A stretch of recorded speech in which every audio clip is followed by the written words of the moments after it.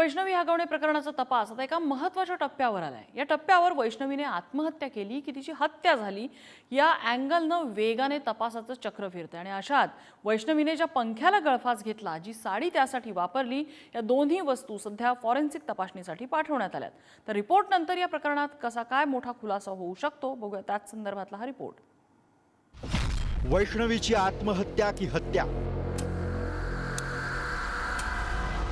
पंखा आणि साडी ठरणार महत्वाचा पुरावा। फॉरेन्सिक रिपोर्ट आवळणार हगवणेंभोवती फास। वैष्णवी हगवणे मृत्यू प्रकरणात तिनं भुकुमच्या राहत्या घरात गळफास घेऊन आत्महत्या केली अशी माहिती पुढे आली। त्यानंतर तिच्या शरीरावर दिसणाऱ्या जखमांनी संशय वाढला। तर वैष्णवीच्या वडिलांनी पोलिसात गुन्हा दाखल करताना सासरे राजेंद्र हगवणे यांनी माझ्या मुलीला मारून टाकलं असा उल्लेख केला। त्यामुळे वैष्णवीचा मृत्यू म्हणजे आत्महत्या की हत्या या भोवती प्रामुख्याने चर्चा रंगली आणि याच प्रश्नाचं उत्तर देऊ शकणारा एक महत्त्वाचा टप्पा वैष्णवी हगवणे मृत्यू प्रकरणात आलाय। वैष्णवीनं ज्या पंख्याला गळफास घेतला तो पंखा आणि ज्या साडीने गळफास घेतला ती साडी फॉरेन्सिक तपासासाठी पाठवली जाणार आहे। वैष्णवी ज्या फॅनला लटकल्याचं प्रथमदर्शनी दिसून आलं तो फॅन आणि जी साडी तिचा फॉरेन्सिक रिपोर्टसाठी ते पाठवण्यात आलंय। आता पुढील तपास खरं तर पिंपरी चिंचवड पोलीस करते।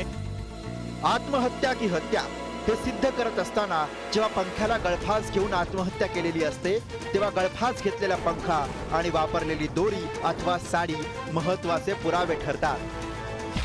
प्रत्येक पंख्याची वजन पेलण्याची विशिष्ट क्षमता असते। पंख्याच्या क्षमतेपेक्षा व्यक्तीचं वजन अधिक असेल तर पंखा तुटतो।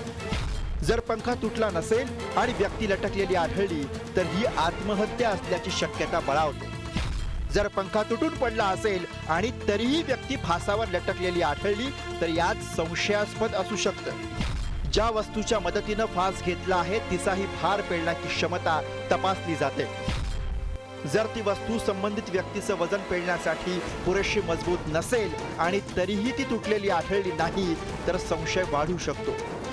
वैष्णवीच्या प्रकरणात तिचं वजन 71 किलो इतकं होतं। त्यानुसार पंखा आणि साडीच्या क्षमतेचा तपास होणार आहे। हत्या की आत्महत्या हे सिद्ध करताना अर्थातच घटनास्थळावरील अन्य गोष्टीही महत्त्वाच्या भूमिका बजावतात। आधीच ज्या वस्तूंनी वैष्णवीला मारहाण झाली त्या वस्तू पोलिसांनी हस्तगत केल्यात। शिवाय पोस्टमॉर्टम रिपोर्टनुसार वैष्णवीच्या शरीरावर मृत्यूच्या 24 तास आधी जवळपास 15 जखमा झाल्याचंही निष्पन्न झालंय। हा पुरावा सुद्धा महत्त्वाचा ठरू शकतोय। त्यामुळेच हगवणे कुटुंबाभोवती आता फास वेगानं आवळला जाताना दिसतोय। वैष्णवी हगवणे प्रकरणातील आरोपी असणारे शशांक हगवणे आणि लता हगवणेला दुसऱ्या प्रकरणामध्ये म्हाळुंगे पोलिसांनी ताब्यात घेतलं। म्हाळुंगे पोलिसांनी ताब्यात घेतल्यानंतर त्यांना राजगुरुनगर न्यायालयामध्ये हजर करण्यात आलं। राजगुरुनगर न्यायालयाने त्यांना 3 दिवसाची पोलीस कोठडी वाढवून दिली आहे। त्यामुळे आता अधिकचा तपास हा संपूर्णपणे पिंपरी चिंचवड पोलीस करतंय। वैष्णवी हगवणे प्रकरणात सर्वात शेवटी अटकेत आलेला निलेश चव्हाणही महत्त्वाची भूमिका बजावणार आहे। काही महत्त्वाचे धागेदोरे हाती लागण्याची शक्यता आहे। त्यामुळे त्याही फॉरेन्सिक तपासासाठी पाठवण्यात आल्यात।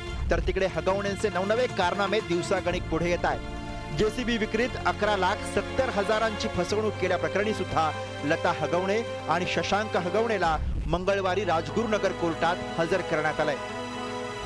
प्राथमिक एक सिव्हिल ट्रान्झॅक्शन आहे।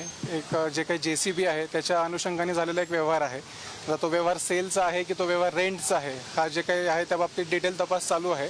आता सध्या आपण फार प्राथमिक स्टेजला आहोत आणि आज पोलिसांनी आमचा युक्तिवाद वगैरे कोर्टाने आपला युक्तिवाद ऐकून 3 दिवसाची पोलीस कोठडी सुनावलेली आहे। जे काही कोठडी सुनावण्यासाठी जे काही ग्राउंड्स होते ते ग्राउंड्स संयुक्तिक नव्हते असं आमचं म्हणणं होतं। हा जो काही व्यवहार होता हा आरोपीला कस्टडीत न घेता देखील या गुन्ह्याचा तपास होऊ शकतो अशा मताचा आम्ही आर्ग्युमेंट केलेला आहे।